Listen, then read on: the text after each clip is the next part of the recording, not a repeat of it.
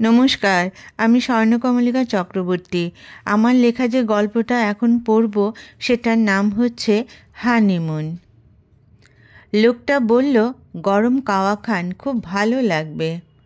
এতদিন মনে হয়েছিল বোধহয় কফি হবে, তাই সমতট খাওয়ার কোনো ইচ্ছে দেখায়নি। কিন্তু আজ লোকটা বলল যে এটা কফি নয়, এখানের বিশেষ চা, যেটা আর কোথাও পাওয়া যায় না। শিকারাতে বসে দুইজন কাওয়া খাচ্ছে, সত্যি অপূর্ব স্বাদ। না খেলে মিস করতে মনে হচ্ছে। কাশ্মীর এসেছে আর ডাল লেকে শিকারা চড়বে না, এটা তো হতেই পারে না। তাই ওরা দুদিন হাউসবোটে থাকবে ও সারা দিন শিকারাতে ঘুরবে। এখন না ঠান্ডা না গরম, খুব সুন্দর আবহাওয়া। আলোকিতা দূরের বরফ ঢাকা পাহাড়ের দিকে তাকিয়ে রইল। সমতট হেসে বলল, আমরা এমন স্বর্গে এসে পড়লাম, দুজন দুজনের দিকে তাকানোর সুযোগ প্রকৃতি দিচ্ছে না। ওরা যেন বলছে, এখানে এসেছো, আমাদের দেখো। বাড়ি গিয়ে খুব বরবধূর চোখ চাওয়াচাওয়ি করবে। ওরে কথা শুনে আলোকিতা হো হো করে হেসে উঠল। সত্যি, একদম সত্যি কথা বলেছে প্রিয়তম। ভূস্বর্গ মানে ভূস্বর্গই। বিয়ের আগে থেকেই দুজন মিলে সঙ্গে বন্ধুরা, মিটিংয়ের পর মিটিং। বিষয়, হবু দম্পতি কোথায় হানিমুন যাবে। যে বন্ধুরা আগে এই পর্ব সেরে নিয়েছে তারা তাদের অভিজ্ঞতা বলছে। তাদের মধ্যে সবচেয়ে চালাক এবং অবিবাহিত বন্ধু প্রকাশ বলল, শোন, আমার মতে বিয়ের পরে ঘুরতে যাবার কোনো মানে নেই। বিয়ের পর কয়েক মাস তো এমনিতেই মধু মধু সম্পর্ক থাকে। তাই যদি যেতে হয় তো 1 বছর পর, যখন সম্পর্কটা খটাখটির পর্যায়ে যেতে শুরু করে। তখন দুজন মিলে দূরে কোথাও ঘুরে এলে আবার মধু মধু সম্পর্কটা ফিরে আসে। এইবার সবাই মিললে প্রকাশকে ছেঁকে ধরল। ব্যাটা, তুই তো বিয়েই করিসনি, তুই এত কথা জানলি কি করে? সে হো হো করে হেসে বলল, স্কুল কলেজে যত পড়াশোনা করেছিস তার সব কি প্র্যাকটিক্যাল করেছিস? তা বলে থিওরিতে যা শিখেছিস সেগুলোকে শেখা হয়নি? আশেপাশে কত দাদা বৌদি দেখছি, বিয়ের প্রথম বছর কি মাখো মাখো প্রেম, আর আস্তে আস্তে সেটা ঝগড়াতে পরিবর্তিত হতে থাকে। সব বন্ধুরা সমস্বরে চেঁচিয়ে বলল, তার মানে তুই হানিমুনে যাবি না? সে বলল, আলবাত যাব না, আমি যাব মুন হানিতে। সেটা আবার কি? বন্ধুরা জানতে চাইল। সে তখন বন্ধুদের বোঝালো, বিয়ের পরে ঘুরতে গেলে সেটা হানিমুন, আর পরে গেলে সেটা তো উল্টো, মানে মুনহানি হবে। কথা হচ্ছিল সমতট কই যাবে, আর সেটা পরিবর্তিত হয়ে চলে গেল প্রকাশের কাছে, যে নাকি বিয়েই করেনি, আর প্রেমিকাও নেই যে খুব তাড়াতাড়ি বিয়ে করবে। সবাই আজ প্রকাশের কথা শুনবে। সমতটদের ঘুরতে যাবার প্ল্যান আরেক দিন হবে। আজ প্রকাশের থিওরি পরীক্ষা নেওয়া হবে। বিষয়, হানিমুন। প্রকাশ বলল, শোন, আজ ভাবি বরবধূ মানে সমতটু আলোকিতা, বর্তমানে প্রেমিক প্রেমিকা, এসেছে হানিমুনের স্থান নির্ধারণ করতে। আজ থেকে 50 বছর আগের বিবাহ পদ্ধতির কথা ভাব। কত বর বধূ দুজন দুজনকে দেখেছে ছাদনাতলায় শুভ দৃষ্টির সময়। হানিমুন ব্যাপারটা তারা জানতো কি? মনে হয় না। বিয়ের পর সংসারের ঘানি টানতে হবে না, প্রতি বছর আতুর ঘর, বাচ্চা সামলানো। উফ, চিন্তা কর সেই জীবন। এখন দুজন দুজনকে পরিপূর্ণভাবে চেনে জানে। বিয়েতে কি কালারের বেনারসি কিনবে সেটাও দুজন মিলে সিদ্ধান্ত নেয়। ওর লম্বা ভাষণ সবাই শুনল। সমতট বলল, বর্তমান যুগে দুজন দুজনকে চিনে তারপর বিয়ে করাই ভালো। না হলে পরে যদি এমন হয় দুজনের মানসিকতায় কোনো মিলই নেই, সে সম্পর্ক তো টিকিয়ে রাখা সম্ভবপর হয় না। সবাই ওর কথা সমর্থন করল, ব্যতিক্রম প্রকাশ।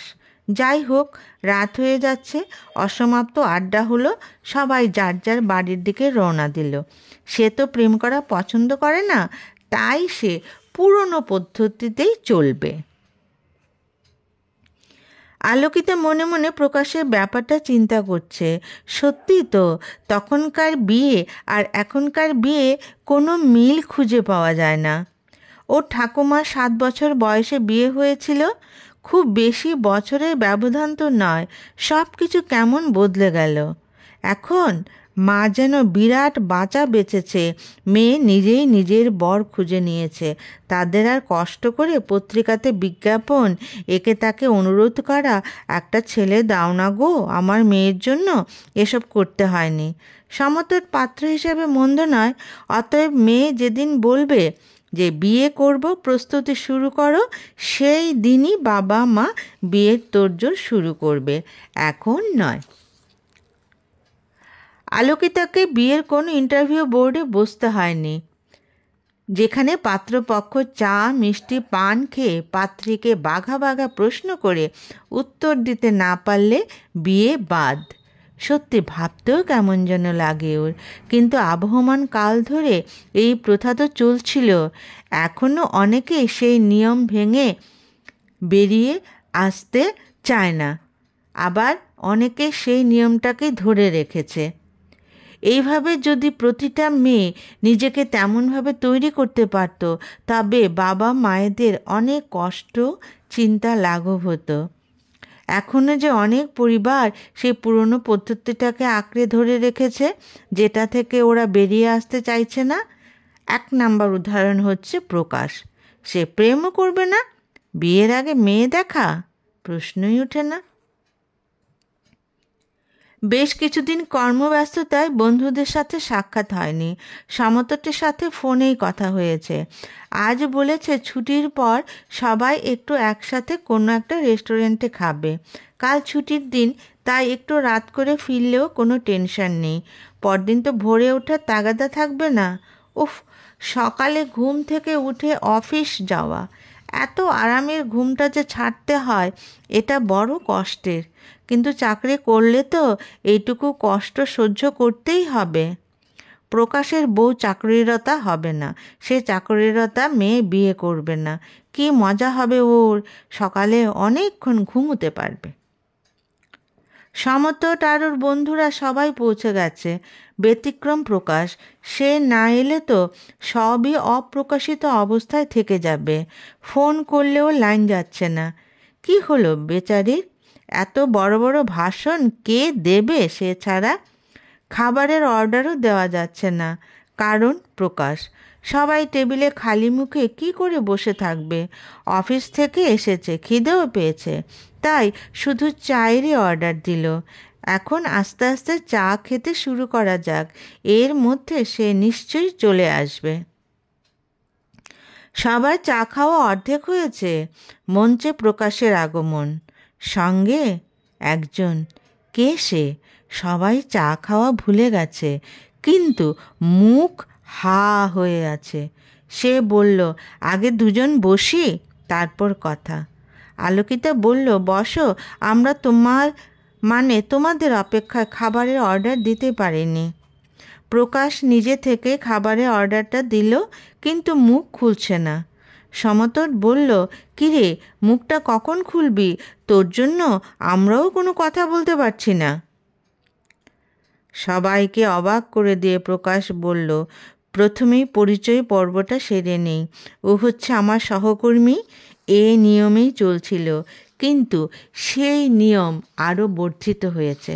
মানে বলতে পারিস প্রেমিক প্রেমিকা, অর্থাৎ নব সদ্য গঠিত প্রেমিক প্রেমিকা। সবার মুখের হা আরও বড় হয়ে গেছে, চা ঠান্ডা হয়ে আছে। সমতট চেয়ার থেকে পড়েই যাচ্ছিল। আলোকিতা কোনো রকমে পড়ার হাত থেকে রক্ষা করেছে। রেস্টুরেন্টের অন্য টেবিলের লোকরা ঘাড় ফিরিয়ে দেখল কি হলো। তাদের কিছু বোঝার কথা না, অবশ্য তারা কেন, ওরাও যে অঙ্ক মেলাতে পারছে না। প্রকাশ, প্রেম বাস্তবে সম্ভব? যে নাকি বিয়ের আগে মেয়েই দেখবে না, সে শুভদৃষ্টির সময় প্রথম দেখবে, চাকরিরতা মেয়ে বিয়ে করবে না, সে? প্রকাশ বলল, সবার মুখটা বন্ধ কর, আমি আবার চায়ের অর্ডার দিচ্ছি, আগে চা তো ঠান্ডা হয়ে গেল। সবার যেন সম্বিত ফিরল। এবার চা খেতে খেতে প্রেমিকের বক্তব্য শুনতে হবে। এতদিন তো খুব বড় বড় ভাষণ দিত, আজ কেমন ভাষণ দিতে পারে? সবাই চুপ করে চা খেতে খেতে প্রকাশের দিকে তাকালো। প্রকাশ চায়ে একটু চুমুক দিয়ে গলাটা পরিষ্কার করে বলল যে অনসূয়া ওর অফিসে যোগদান করেছে, বেশি দিন হয়নি। নতুন চাকরি, কাজে প্রতি পদক্ষেপে ঠক্কর খাওয়া এবং কাজ বোঝার জন্য ওর কাছে আসা। কেউ যদি কাজ বুঝতে চায় তবে কলিগ হিসাবে তো ওর একটা দায়িত্ব রয়েছে। তাই কাজ বোঝানোর সাথে সাথে মনও যে এগিয়ে যাচ্ছে সেটা ওরা বুঝতে পারেনি বা বুঝতে দেয়নি। যখন বাড়ি এসে ফোনে কথা হতো এবং সেই ফোন মিনিট থেকে ঘন্টায় চলে যেত, তখনই কিছু একটা হয়ে গেছে বোধগম্য হলো। আর এত বড় ব্যাপারটা তাদের জানানো দরকার, তাই আজ ওকে তোদের সঙ্গে পরিচয় করাতে নিয়ে এলাম। সবাই মনোযোগ দিয়ে ওর কথা শুনে চুপ করে রইল। প্রকাশই আবার বলল, কি আমার কথা তোদের পছন্দ হয়নি? তখন সবাই বলল, আরে মৌনতা যে সম্মতির লক্ষণ, আমরা চুপ করে তোদের ব্যাপারটা উপলব্ধি করি, তারপর তো মুখ খুলব। সমতট বলল, এখন আমাদের আড্ডার প্রধান বিষয় ছিল হানিমুনে কোথায় যাব। মনে হচ্ছে সেই চ্যাপ্টার বন্ধ করে এখন প্রকাশ চ্যাপ্টার চলে আসবে। আসুক, আমরা সবাই সত্যি খুব খুশি হয়েছি। প্রকাশও প্রেমে পড়ল, সে বর্তমান যুগটাকে মানল। তাহলে তারা সবাই তো খুব খুশি হয়েছে ঠিকই, কিন্তু তাদের খুশি বা চমক যে এখনও শেষ হয়নি। প্রকাশ এরপর যেটা বলল তাতে তারা নিজের কানকেই বিশ্বাস করতে পারছে না।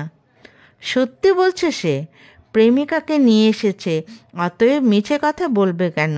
ওর বক্তব্য হলো, এতদিন সে এই সমস্ত ব্যাপার থেকে দূরে ছিল, মানে প্রেম বিয়ে এসব তো চিন্তার মধ্যেই আনতো না, এবং সে হানিমুনেও যাবে না, এইসব থিওরি সে মেনে চলছিল।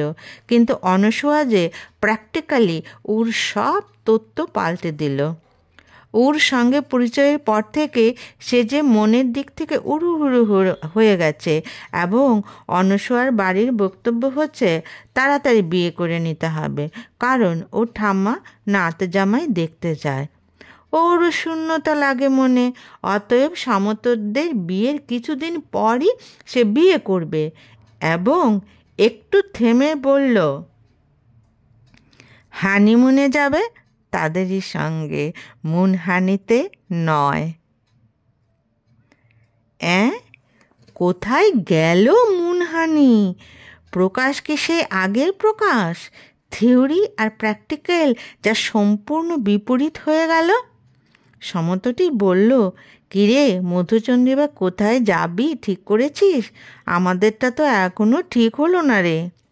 প্রকাশ একটু হেসে সবার দিকে তাকিয়ে বলল, আমি আর সমতট একই সাথে 4 জন যাব ঘুরতে ভূস্বর্গে, মানে কাশ্মীরে। সবাই হাততালি দিয়ে ওর বক্তব্য সমর্থন করলো। সমতট বলল, তুই যে গভীর জলের মাছ রে, ধরতেই পারলাম না তোকে এতদিন। সমতটদের পিছনে প্রকাশ আর অনসূয়া, ওরাও তাদের দেখাদেখি কাওয়া খাচ্ছে শিকারাতে বসে। আলোকিতা বলল, ভালোই হয়েছে আমরা 4 জন এসেছি, 2 জন এলে এত দূরে একটু কেমন কেমন লাগতো। আর অনসূয়া সত্যি খুব ভালো মেয়ে, আমার খুব ভালো লাগছে ওর সাথে গল্প করতে। সমতট হেসে বলল, এতদিন তো সে বিরাট বিরাট ভাষণ দিত আড্ডাতে, এইবার বেচারি কেমন ভাষণ দেয় লক্ষ্য করতে হবে, কারণ ওর যে কথার সঙ্গে বাস্তব জীবন মিলল না। দুজনে শিকারাতে হো হো করে হেসে পিছন ফিরে দেখলো ওরা দুজন খুব আরাম করে কাওয়া খাচ্ছে। দুজন দুজনাতেই মত্ত, কারণ তারা যে প্রেমিক প্রেমিকা হিসাবে খুব বেশি দিন দুজনকে পায়নি। ওরা এখন স্বামী স্ত্রী, কাজেই মত্ত তো থাকবেই। আছেও কোথায়? হানিমুনে। নমস্কার।